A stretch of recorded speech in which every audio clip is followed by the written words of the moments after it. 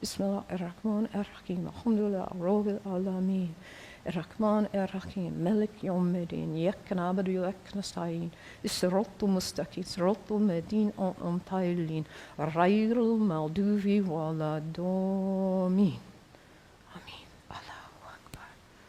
Allahu Akbar. Allahu Akbar.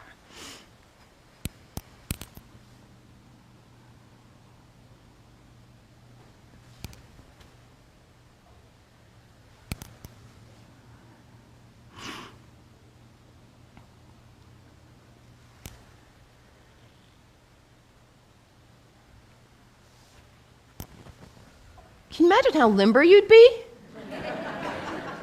if you did that 17 times a day? And it's done in the direction of Mecca, northeast, more or less. To hit that reset button in order to come back, to hear that voice still and small, like we just sang about, to come back to what matters. So practical, I love that, the second pillar of Islam. Islam also reminds us to always be concerned about those who are less well off than ourselves. Over and over in the Quran it says, be concerned about the widows and orphans. Be generous. I brought some soup as a symbol of generosity, giving, donating to food banks, giving to people who need food. I think about Muhammad almost like a spiritual, a social genius. He himself was an orphan. By the time he was 6 years old, he had already lost both his parents. He knew marginality. He knew it.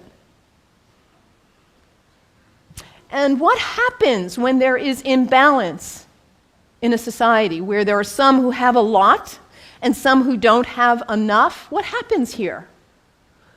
Those who don't have enough are suffering, aren't they? Out of their lack of nutrition, food, healthcare, hygiene, educational opportunities, they suffer. And in their suffering, they may experience illness. Their illness doesn't stay there, does it? It spreads to the rest of the people. And in their need, they may choose to engage in criminal activity just to try to put food on the table. And that destabilizes the whole society when you have some without and some with too much. And what about the people with too much? Greed is spiritual bankruptcy. We cannot know well-being in our hearts when we are surrounded with too much while others are suffering. It creates instability. And Muhammad, peace be upon him, he was a spiritual genius, saying, let's bring it back into balance. Let's give. Let's be generous. And this is the third pillar of Islam, zakat, generosity. I love that about Islam. And I love, too, that Islam invites us to take a break from our habits. We humans, we're habitual creatures. We just are. We do something once, we do it again, we just do. How many of you are sitting in the same seat you always sit in today? That's okay, nothing wrong with that. We're creatures of habit. And if the habit's a good one, like brushing your teeth, wonderful. It strengthens you. Your habits can raise you up to give you strength and clarity to live your life on purpose with integrity. Or your habits can pull you down.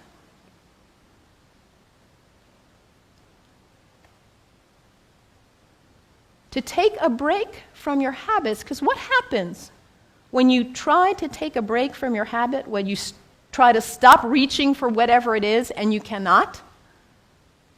What is it for you? Coffee? Sugar? Alcohol? Drugs? Sex? Shopping? Your cell phone? Your tablet? Gossip?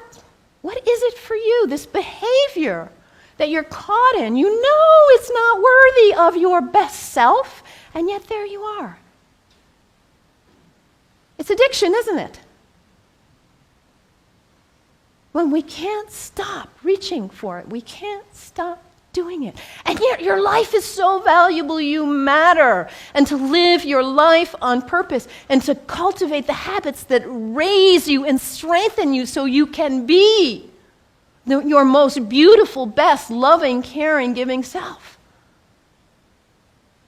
So to take a break from your habits so you see who's in the driver's seat in your life and put yourself back in the driver's seat. Whatever it is for you, there are other people in this room who have also struggled with addiction in this way and who have overcome it. You can get help. You can do it. Your life matters. It's valuable. This is the next pillar of Islam, fasting. Fasting not just from food, but fasting from other activities and behaviors as well. And when we fast from food in particular, and it says over again and again in the Quran, fasting is good for you if you only knew.